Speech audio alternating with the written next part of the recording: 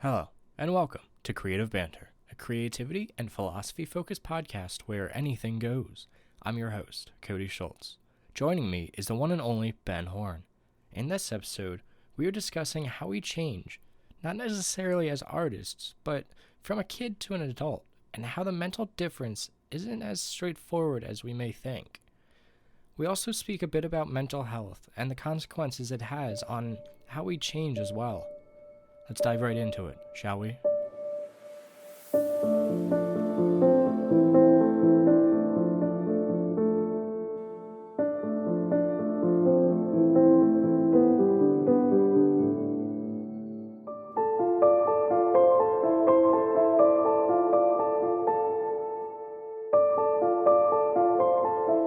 So what is going on, Cody? I understand you are on vacation at the moment, yet still working. I'm always working.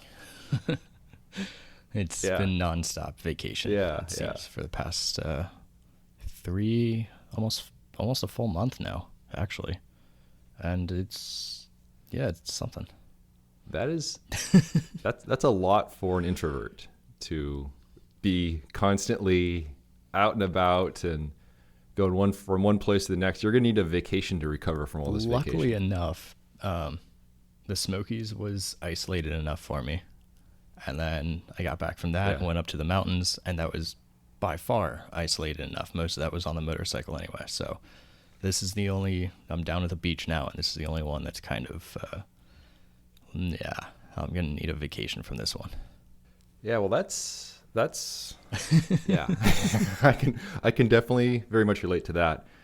My wife and I haven't been on a true vacation since before the pandemic. It was in 2019. We went up to Glacier. We went up to Olympic National Park, and it was a wonderful break. But little did we know that was what was coming down the pipeline in the years to come. But we do have reservations to go to Hawaii at the end of this year, and a non-hiking, just relaxing sort of vacation, lots of snorkeling. So You guys staying at a resort then? I'm very much looking forward to that. We booked a condo on a beach, so it's fairly reasonably priced, and there's a kitchen there, so we can make our own food, save some money on that. Yeah. And so it's not going to be cheap, but it's also not going to be like resort pricing. So it should be nice, kind of get away, and so we're very much looking forward to that, especially in December, just before all the craziness of the holidays. Yeah, my girlfriend and I were actually talking for next year about going down to Hawaii. We haven't done any kind of like international. I mean, I guess that's not technically international, but. It's not international, but you're halfway feels, in the middle of an ocean, so it's a long distance. Yeah, it feels kind of international, but we haven't done any big like trips, especially just the two of us. So I think since she's going to be officially in the workforce teaching this year, so have her pay for a vacation for once. But I do like that idea of having a condo versus a resort, especially to save money on it. Do some of your own cooking. And I told her that I need at least like two days. If we stay for like a week, I need 2 days to be able to go out on hikes and not be at the beach. Would be nice. Yeah. But I take it you're not bringing your camera with for that? Oh, no. Camera is staying home. I'll bring my little Sony point and shoot, little RX 100 series. But yeah, there's no photography. It'll just be a lot of snorkeling, a lot of hanging out at the beach, a little bit of hiking, and there's some, we got to do zip lining because that's what people do, I guess. Yeah, you did skydiving already, so may as well do zip lining now. Yeah, just check all the boxes. Yeah, why not? Yeah. I was actually looking on Petapixel the other day. They have Kodak kind of whatever partnered up with another camera company that did a new half-frame 35mm camera. And it's kind of like the Holga. It's a toy plastic lens kind of camera, but the results that I saw were pretty good. So it's only $50. I might pick one of those up, and then that's what I'd bring for vacations where I can't bring my 4x5 or don't want to deal with lugging it around. Yeah.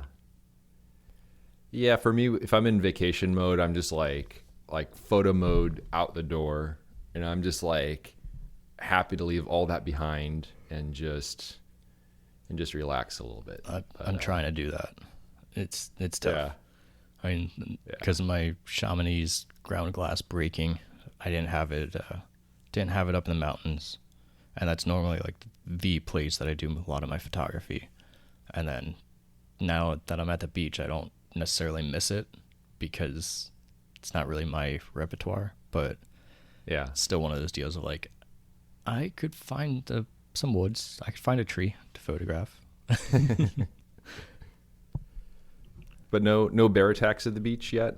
Funny enough, we went to the zoo today and we saw black bears. They had black bears at the zoo. And Yeah.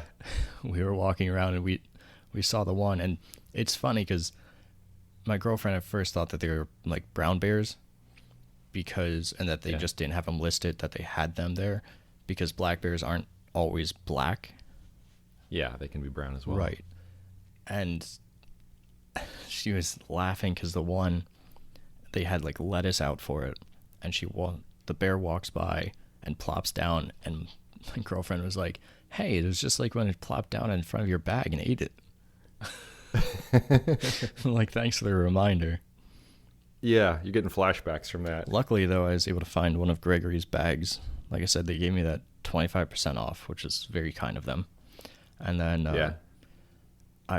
on Outlet, which is where I had originally bought the 65-liter bag, they also had their older model of their 75-liter bags. So I picked up a 75-liter bag. Just a little bit more room I thought would be nice, and the weight difference isn't too bad. So Yeah. Well, that's cool. yeah, so that should be sitting at my house probably by the time that I get back from New Jersey here. Very, very nice. One of the things I've been doing lately is I've been going inline skating again, which is something that I first started doing. I was thinking back. I don't know if it had to have been middle school. There was a kid down the street that had some inline skates, and he's like, you gotta try these. So I put them on. I'm like, yeah, these are cool. And I think maybe for my birthday or something like that, I got a pair of skates, and then I got another one when I was in high school. Then another one when I was in college. And it had been, my last pair of skates was from 2007. Okay. And they're starting to fall apart a little bit. Some of the soft materials for like the boot and stuff are starting to fall apart. And so I was thinking about getting another pair. And so my wife bought me another pair of skates as my fourth pair. And it had been a long time since I've been skating. There's this a lake not far from where I live where there's a asphalt path that goes around it, which is pretty fun to skate around. It's got hills and curves and all kinds of stuff. And so I went skating for the first time in probably 7 years earlier this week. And it was fun. It was so fun getting out there again. And it took just a little bit of getting used to. But then, by the time I was skating on my third day, I'm like cutting the corners really sharp and I'm going fast and doing all this sort of stuff I used to do, which is, not bad for being like, 40 years old. But it got me thinking a little bit about the things that I used to enjoy when I was a kid and how I really have not changed one bit since I was a kid. The things I was interested in back then, whether it was the skating, whether it's photography, whether it was the outdoors. And I remember when I was really little, when I was in, early elementary school, mid elementary school, somewhere in that range, there were these wooden steps that were kind of falling apart in the backyard that kind of went from one level of the backyard to another one. And it kind of looked like bleachers in a way.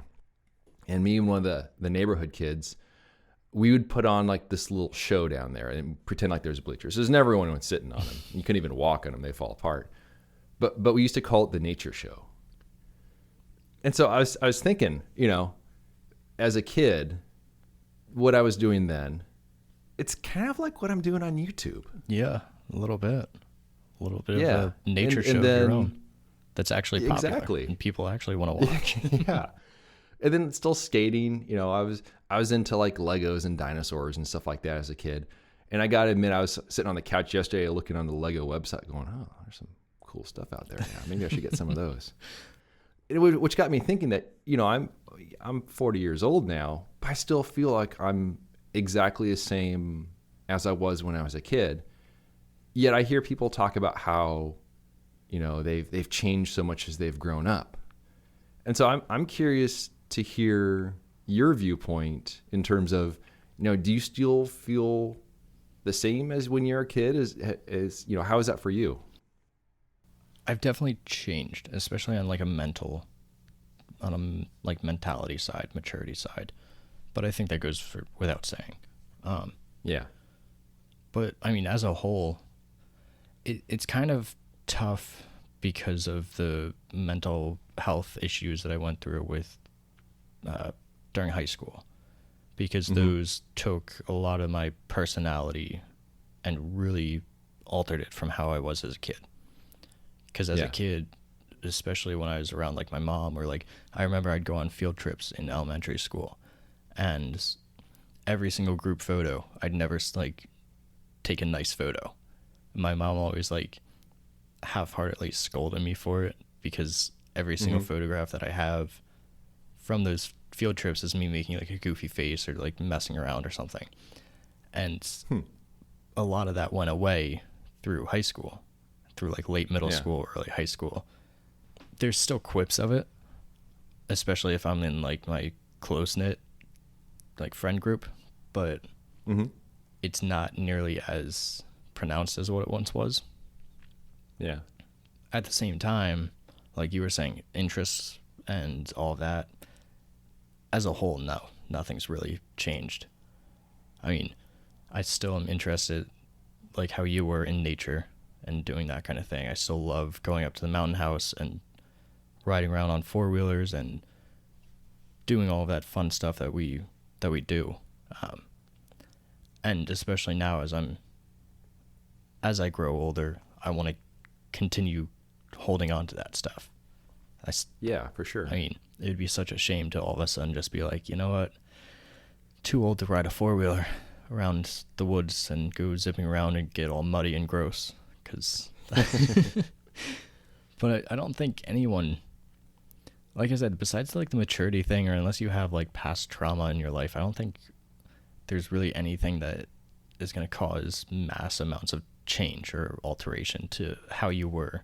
Because I read online people saying like, oh, they're 65, they're 75, they're on their deathbed, whatever. And they're like, I still feel like a kid. And my body just won't listen to me like it did before. Yeah. And I guess in some ways, maybe I was just like expecting something different, Oh, absolutely. Yeah. And also perhaps, and I mean, since, my wife and I don't have kids, maybe that plays a factor in it as well, where you're kind of, I think maybe when you have kids, you're forced to kind of have a different outlook on things, a different mentality on things. But when you got cats, it's not so much an issue. Yeah. I mean, I could see like if you have kids, you have to kind of like grow up a little bit more than someone who doesn't, because you have, and you're responsible for someone, for just a miniature human, for 18 plus years of your life, and the safety of them and all of that. So I can see where that not necessarily changes you, but takes away opportunity for you to continue living your life as you had maybe 10 years ago, 15 years ago. Yeah. And I can also see how it would give a different perspective on things, in terms of allowing you to kind of look back at past experiences in sort of a different light.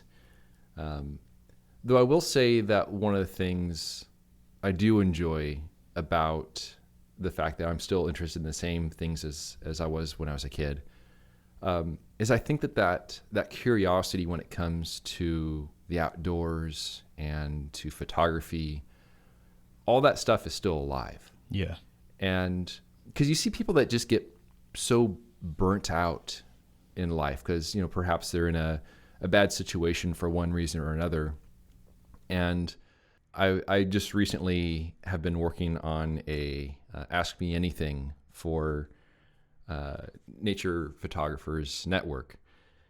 And one of the things that was, I forget what the question was, but the answer basically had to do with the fact that, I made myself a promise to keep photography something I enjoy if I were to have ever, go in that direction of making it a career. And I've been very good at keeping that promise to myself by turning down opportunities that would perhaps lead to a greater income, but also would perhaps rob me of some of the joy that I get from photography. Because I don't want anything to spoil, the way that I view photography as an escape. And also, just before, like an hour or so before recording this, I put a little poll on Twitter, which was, would you rather A, take photos of what you love and earn a modest living, or B, teach photography and earn twice as much? See, this is going to sound bad. Because I would love to teach photography, but even at the expense of being able to pursue the type of photography that you enjoy because of time commitments? Yeah. I know it's not like a completely A or B scenario. Right, yeah. But the more emphasis on teaching, for example, is going to take away time to do the parts that you enjoy, perhaps. See, I could see myself shifting toward teaching and giving away my time to do and pursue my personal photography and all of that in order to help others. Maybe not so much now because of being young and being able to do more activities and more rigorous activities than I will be able to when I'm older. Mm-hmm. But I could see there being a point where I decide, okay, now I can pull back the reins on my own photography. I've done it for, say, 25 years or something. Now I want to give back as much as I can and have that switch. Yeah. So for me, it's not necessarily a money thing. I mean, believe me, I wouldn't be trying to pursue my art if it had anything to do with money, because we all know how that goes. Yeah. But I've always had within me this desire to give back, and I think that's huge for me. Is like on NPN, trying to give back and give critiques or just help other people in whatever ways that I can, rather than focus on the money, even if that means that by giving back, I have to hold back on some of my own personal photography in order to do it. And I suppose it also doesn't, there are ways to teach in a way that doesn't result in income. So it's teaching for the sake of teaching without all the pressure and all the commitments and everything else that comes along with it as well. I mean, I would love to do, and I told myself in the beginning of this year that I was going to have one planned and that I'd do it in multiple months and be super proficient at it by the end of this year, but that didn't happen. I wanted to try and do presentations and put together a presentation for camera clubs, that kind of thing. And for me, and even like my articles, I put out my articles on my own website for free without any advertisements or any sponsorships or anything like that, because I want to give back to the community what I can. And yeah, I know the presentation things, I want to be paid for them, but even I know photographers who just are like, I give out these presentations for free. I don't care. Yeah. So I want to get to that point where I can be like that. But at the end of the day, you still need to make money too. Yeah. Which is one of the things we talked about in the one of the last episodes a little while back about monetization and such. Right. Where it is a difficult thing because it is a matter of trying to find that sense of balance. And for the poll I put on Twitter, and again, I'll read it again just because it's been a little while. It said, would you rather A, take photos of what you love and earn a modest living, or B, teach photography and earn twice as much? A, so doing what you love for a living, 84.2%, and teach and earn twice as much as 15.8%. It seems like I would think that the goal for a lot of people would be simply just to do what they love, but that's very difficult to do, especially for landscape photography. Yeah. I mean, I've been making for this whole year all of my money off of writing for different publications, that kind of thing. And that has been a nonstop just difficulty, which you wouldn't think that it is. I mean, you have so many different publications, different websites like Petapixel, you have F-Stoppers, Photography Life, NPN, On Landscape. The list goes on. But trying to get your work published, I mean, I submitted to a magazine back in May, towards the end of May, an article, and they accepted it, gave me a rate that I was happy at. And I contacted them because it's been a couple months. I'm like, when is this going to go live? Because I don't get paid until afterwards. Yeah. And they're like, oh, January, roughly. Oh, wow. I'm like, what? Like, okay, that's crazy. I wouldn't have thought it would be that long. I mean, I can understand it, especially being the editor now with NPN, because we have all the articles coming in now are going to be published starting in November. Yeah. And we're also only doing 3 articles a month, so that plays key to it. But at least then I'm telling everyone when they submit an article or when I contact them to see about getting them to write one for us, I'm telling them right then and there, hey, this isn't going to be published for a while. And so you won't be paid until after it's published. But there's that understanding. Yeah. But I mean, going back to my point, it is insanely difficult to try and get even your written work published. I wonder if there's some degree of kind of feast or famine when it comes to the publishing stuff, where, you have articles come in a bit at a time, so you have to spread those out. But versus if you were to just start putting out more content, they don't really have quite enough, they wouldn't be generating enough articles to fill if they were putting even more articles in their publications, which kind of leads to that bottlenecking situation. Especially, if there's more, writers coming on board and such along those lines. So that sounds like that would be very difficult to orchestrate everything to put it all together. But I also can see how that would be frustrating as a writer, especially, with everything going on. I mean, it's nice that I can see both sides to it, especially now, because I can see that's true. all of the time and effort that it takes trying to get new voices in and all of that. And I just got an article from Thomas Heaton. He finally sent one in, which is, in my opinion, big. I think that's great. Yeah, for sure. It had taken him a few months. I contacted him, I think, back in the middle of or beginning of May. Taking him a few months to get it to me and everything. And in that time, I originally thought that I was going to have it ready to publish by this month. Mm-hmm. And even talking to David Kingham, it's one of those deals of when he brought me on, he was like, I'm struggling to get writers. And now it seems like it's the opposite. Like, we're just getting so many and so booked through that, like I said, I can see where that bottleneck kind of comes in. Yeah. You want to, Matt Payne has ready, I think, 2 different articles, or at least ideas for articles that he can go through. Sarah Marino needs 2 weeks to write an article.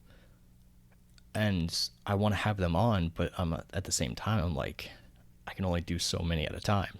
And with NPN, we can only afford to put on 3 a month. I wonder if that somehow, if the changes that you've seen somehow reflect a change in the industry. I'm not sure what that would be, but it does seem like there's more an emphasis on creating higher quality content. Maybe it's in response to social media and people getting disenchanted with Instagram and looking for something deeper. I mean, I don't know what the answer is there, but it does seem like there's a trend of some sort.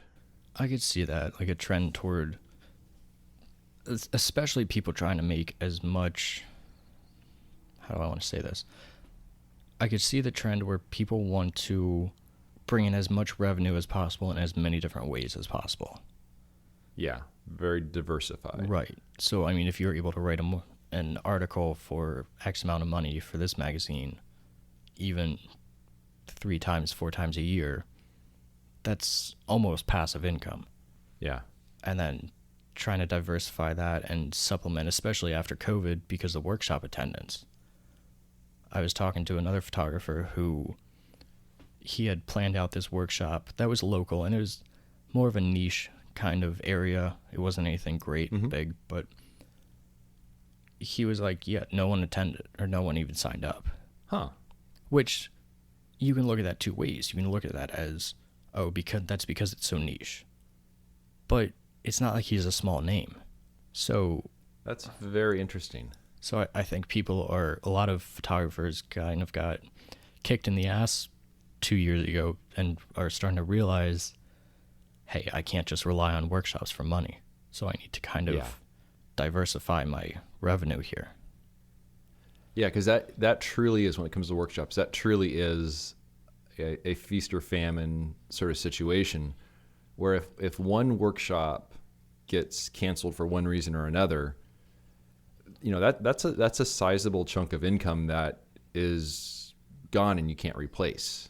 Not to mention if all that's scheduled and it's, say, a month before it was supposed to happen and something happens where it gets canceled, that's even worse too, because now that's reputation, and depending on the circumstances to that, whether it was your fault that has to get canceled or whatever the case may be, you could be owing money to the place that you were trying to get it, to have it at. So, yeah, that's a sticky situation. Yeah, and that's one of the reasons why I've never really been interested in doing workshops.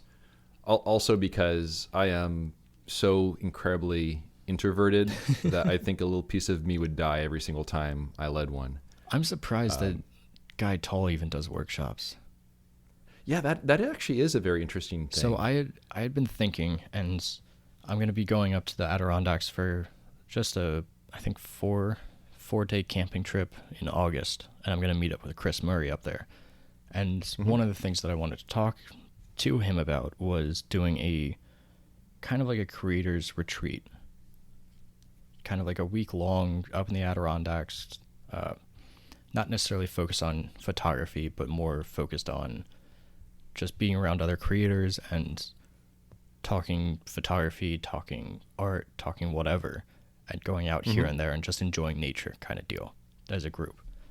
I thought that was like right up Guy's alley, because you're talking philosophy of art and all of that. So I reached out to him to see if he would be interested in doing one like out in Utah together. And he got back to me and he was like, he would love to do it, but he knows that on a sociable level, there's no way he could pull it off. Not for that long. Yeah. Which I get. I mean, that's tough. It would be I know I would be extremely drained from it as well. But yeah, so I mean, I can understand that. Though I will say that that's a fascinating idea, and it's one I really haven't heard too much about when it comes to the world of photography. I mean, I can't take full credit for it. I kind of half stealing it from Sean Tucker. I mean, and what he has done over in Italy, I think, is where he did his. But I heard of him doing it and the success that he's had with it. Just thinking, even if it's just a niche, like 5 people that you get together to do this and just hang out, do some photography, talk about just whatever, kind of like how you and I do for this podcast, just as like a little bit bigger. Even have like, because that was one thing that guy said, was that he wouldn't mind being like a guest or a guest speaker to it, just for like a day. Yeah, there's a lot less pressure in that sense. Right. So it's something that, like I said, Chris and I are going to talk about it, and honestly, I'd love to expand it to where it's like twice a year, where you have one on the East Coast, one on the West, so you can get more people into it who want to be into it. But I think that is, I think it's a better idea than what the current workshop market is, especially for people like you and I, because currently it's all photography tours more than it is about the actual photography. Yeah. And I can see and I don't know what the specific circumstances and the events and stuff for Sean's one, but I could see going into an event like that with certain rules that everyone agrees to, such as no gear talk, things like that, which, because it seems like you get a bunch of creative photographer types together. At some point, it's bound to happen. There's going to be gear talk. Oh, yes. And that's just like with this podcast, we're not going to do gear talk. Yeah. It's the worst thing. But even then, it slips in. No one wants to listen to that. Yeah. Even then, it slips in. Like, the first episode that we did was large format versus digital. Yeah. I mean, so it's bound to slip in. But my biggest thing, too, was that if we're there, say it's a 5-day retreat, because I would refuse to call it a workshop or a tour. It'd be like a creator's retreat. So say it's 5 days. I only want to go out have everyone go out with their cameras 2 days out of that at most. Yeah. Which is a very hard sell. Yeah. But I think it's one of those deals where you take those other 3 days, you're still going out into nature, you're still seeing that area, but you get to see it in a different way and see it for what it is and really actually enjoy it and learn about it. There's so much that you do with it depending on what area you're in. Yeah, we could have like cairn building contests and such. Oh, absolutely. And then you just leave them there. Especially in the most random, we'll do it in the woods, in the most random places where there's no use for them whatsoever. They don't mean anything, but who can build the tallest one? Yeah. I could see like certain like if something of this nature would have come to fruition and I was involved with it, I was tasked at some sort of activity or event or something along those lines, knowing my extremely introverted nature, it would probably be something along the lines of, all right, so we're going to go out. Rule number 1, no talking. Rule number 2, find the rock you really like. Then you're going to stare at that rock for an hour without talking. Then we're going to go back and have lunch. That sounds perfect. If it was something like that, yeah, I'm on board. But that's my kind of day. Stare at this rock for an hour, maybe sit on the rock for 2 hours and read, waiting for the light, and then go back for lunch. Because you don't have your camera, so you can't go any further. Exactly. But in all seriousness, I think that is a fascinating idea, and there's so much that one could do out in that sort of environment, without the pressure of having to photograph, and to simply become more aware of one's surroundings. Yeah. One of my favorite things to do when I'm out on my photography trips, there'll be times when I've been in Death Valley. It's, several hours until sunset or whatever. I'm killing time. I'm, let's say, out on the salt flat somewhere. I'll just kind of like lay down. I got to kind of lay something down because the salt's pretty sharp. But I'll just like lay down, stare up at the sky, and watch clouds go by. And there's very few times in life that one has an opportunity to do stuff like that now, especially with a camera in hand. And for me, those become some of the most memorable moments of the trips. Just sitting there, observing, watching, listening, and paying attention to all your senses. And I can see an exercise of that type being quite beneficial with an event like that. Yeah. I mean, thinking back now that you mentioned it, there aren't a lot of memories that I have that are actually like truly meaningful that regard photography. Like my most recent one with like we talked about last week with the bears. Yeah. Doesn't have anything to do with photography. Yeah. I mean, thinking back, That's very true. thinking back to like the backpacking trip.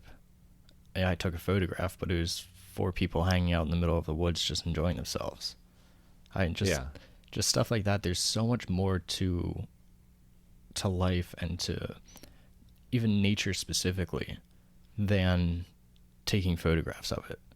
And I think it's something that we've gotten so used to, is having a camera in the back pocket where we can quick pull it out and we can take a video of something exciting happening or take a photograph of it. When even 20 years ago, you would have never done that. Yeah. Yeah, I remember when I was a kid, there were these 3 large radio towers in San Diego. It was some sort of military thing, but it was in a residential neighborhood. And there was a point where they were going to demolish them. So I remember that, we drove a bit closer to them where we had a good view of them. And then, one at a time, you'd hear the explosions, and then, the tower would start leaning and start falling over. Then the next one would fall over. Then the next one would fall over. And I remember I had like this point and shoot camera with me, and I'm like, I'm gonna take a picture of these towers falling over, and I did that. But as I was taking the pictures, I completely missed out on what was actually happening. Yeah. And I think that's very much the case when it comes to photography and our experiences in nature. And I think that's also one of the reasons why I really do enjoy the process of working with large format, because, the moment you're clicking the shutter, you're just standing next to the camera. You're looking at the subject. You're not looking through a camera. You're not behind the camera.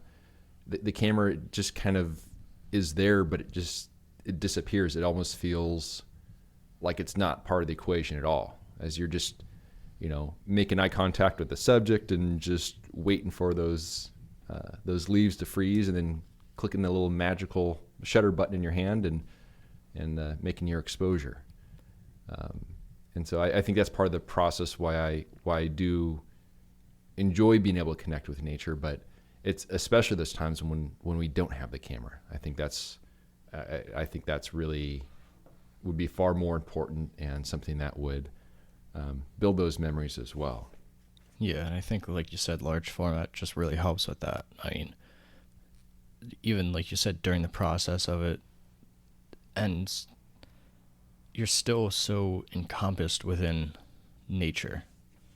It's still closer to nature than what digital ever will be, because you're working with actual wood most of the time, at least. But yeah, you're working with wood, you're working more with your hands, and it's more hands-on, and it's just, when I had the Fuji X100V for about a week, back in June, I had it. Because was that a rental? Yeah, it was a rental, because my cousin, she just had a baby last year, so it was the first birthday party, and she had asked me to photograph the party and everything for her, and so I decided to rent that. It's a great camera. I loved using it, but in order to get used to it, a couple of days prior to this party, I went out, walked around my local park, and I brought my 4x5 with me in case I saw anything. But just the ease of having such a pocketable camera with a fixed lens, pull it out, take a photograph, move on. Yeah. Like, as nice as that was, there was so much more within my mind that was screaming at me saying, this is not right. I mean, Interesting. Because now it's the same thing with a phone. Because of that ease, you don't think about it, what you're photographing. You're not in that moment, like, at all. And like you said, that's the biggest joy of being able to be in nature, whether you're doing photography or not. That's what it's all about. And I think a lot of people miss out on that. Yeah. And earlier you were talking about how, working with wood and camera made of wood and all that sort of stuff. Have you ever thought about the ethical dilemma of photographing a tree with a camera made of wood? Is it like taking a portrait of someone with a camera made of like human bones or something like that? It's kind of weird. Yeah. I mean, yeah. I mean, that's the same thing as like writing a story about, writing a story about a tree or a poem about a tree on paper with a wooden pencil. Yeah. There's something odd about that. Yet it seems perfectly normal. Yeah, thanks for that. Now that's all I'm going to think about every time I take a portrait of a tree. You'll never look at it again. You'll just hear the screams of your camera as it's going through the planer or something like that. Yeah, luckily I don't think we have any teak or walnut trees or whatever those woods are made from around me. Maybe we do. I'm not quite sure, but great. Thanks for that. I hope you enjoyed our creative banter. You can learn more about Cody's work by visiting his website, codyschultz.com, and you can find my work at benhorn.com. If you have any questions or comments, you can reach out to us by email at cody@codyschultz.com. Thanks so much for listening, and we'll see you around next time.